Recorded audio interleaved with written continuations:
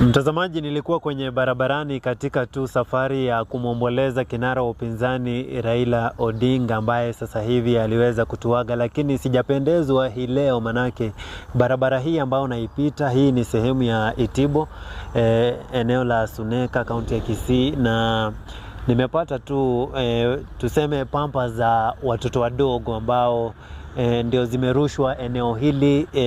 na zimetapakaa eneo hili, zimejaza kabisa. Na ukitazama upande mwingine karibu na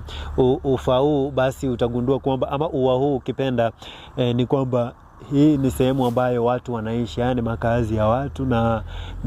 nashangaa tu pengine ni nani huyu ambaye ana ujasiri wa kuweza kuharibu mazingira kiasi hiki. Manake hapa hii ni sehemu ambayo watoto wanapita kuelekea shuleni, na pia wakazi wanatumia njia hii kama njia ya usafiri, na inaleta hitilafu na kisunzi kwenye eneo hili. Basi na ni vizuri pengine watu kuwajibika kwa mazingira katika eneo hili, na muda usiokuwa mrefu pengine baada ya hii clip natumai kwamba